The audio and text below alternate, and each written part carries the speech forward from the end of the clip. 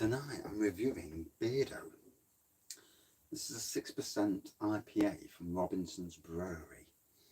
I'll read off the back. Cultivating the finest facial furniture is a... Oh, I'm not interested in that bit.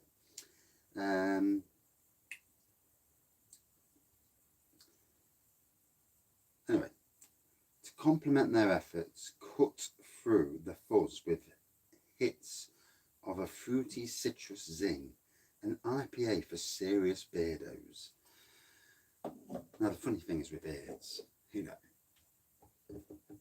and I've got a lot of friends with beards. Now, those who've had beards for years and years, there's no issues with that. It's the ones that jump on the, what's the word? The train, as it were. You know,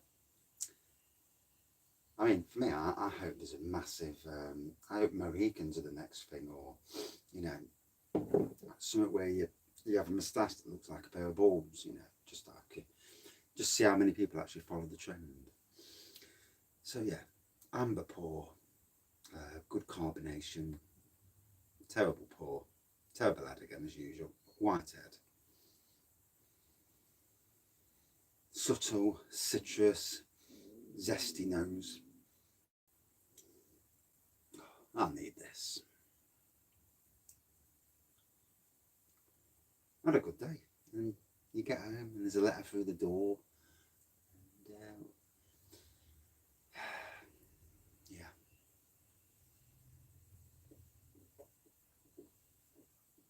Then we phone up our insurance people and they've just said to us, ignore that letter. Shouldn't even be getting in touch with you. So it just shows what dirty tricks some of these insurance people do. Dirty tricks. But anyway, on to the beer. Robinson's Brewery, what can I say? Old Tom with ginger, Chopmeister, Old Tom chocolate. There are other beers, and I know them like, for the life of me. Brain's a bit frazzled at the moment. Yeah.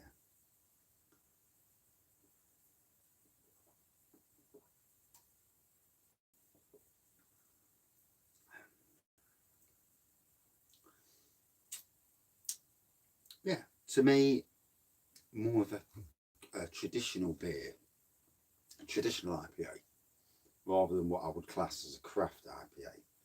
Obviously, to be honest, these days, sometimes you can't tell. Sometimes in bottles if it's going to be craft or not. Generally, stuff in bottles is traditional. Generally, it's the way I see it anyway. Whether or not the purists agree with me, because there are people out there who aren't going to agree with you, but generally.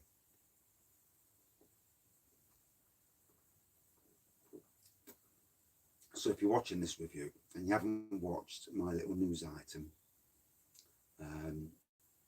all lives now will be moved to 8 o'clock at night, simply because everyone's getting back into the pubs now, getting back their lives. And I feel that 8 o'clock is a better time. Not only that though, I've not been eating. And then you drink on an empty stomach and I'm getting bladdered rather. And yeah, it's not good. It winds the wife up and it just, what it does, it adds to my anxiety even more, because I know that she's pissed off because I've come in, I'm a bit not drunk, not sober. So there's a balance in life, you know, with everything, you know,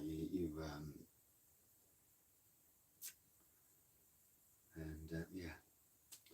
So that's why moving to 8 o'clock. Tonight's lives, I will explain more about plans for the future, and I'll actually have a set rota of what's going to go off. So Sunday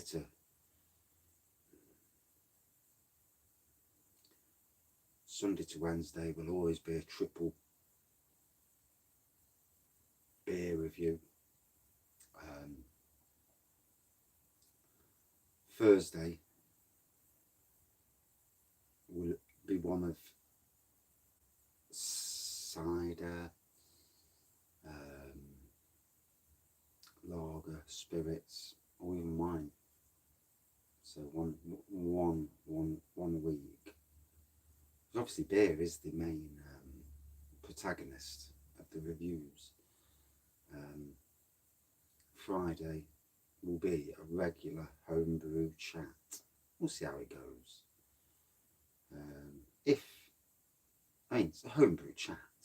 Obviously, it's just a case of having a beer or a wine, even, because I can do wine as well. Homebrew is wine, and spirits, even for those who homebrew spirits, obviously. You can legally homebrew spirits, but they've got to be under 20%. You can't distill homebrew spirits. You can ferment spirits legally in the UK, and I'm telling you now, there's absolutely tens of thousands who actually do distill, legally or not. So yeah, and Saturday night's always going to be the beer chat. So basically, 5 nights a week it'll be as it is now, different time. 2 nights a week though, we're going to flip it, and then sneaky beer reviews when I get a chance. Depending on just things like how I feel and if I can do one, and if you're not going out, because obviously as the world goes back to normality, you know, I feel that beer reviews will be watched less, and I've noticed that already. Beer reviews where I was getting quite good views already, I've seen it drop down quite substantially actually, and so that's why also I'm dropping from 4 back down to 3, and maybe even 2 in the long run, who knows. Obviously at some stage I'm going to reach a point where I don't have the stock to do reviews. Once it starts to die, I've already could condense down now. I could condense back down to 3 shelves if I really wanted to. That just shows you. And I may do that at some stage. I just need to get all my lagers together and spirits together, so that when I do a spirits or lagers, everything's together, and I just pick 2 or 3 off the shelf. Job's a good one. So anyway.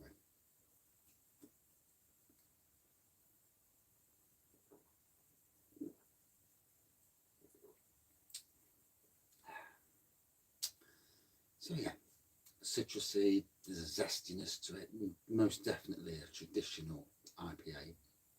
6% is good strength on the nose. Gotta say, there's a hint of citrus on the nose, but there's not much, to be fair.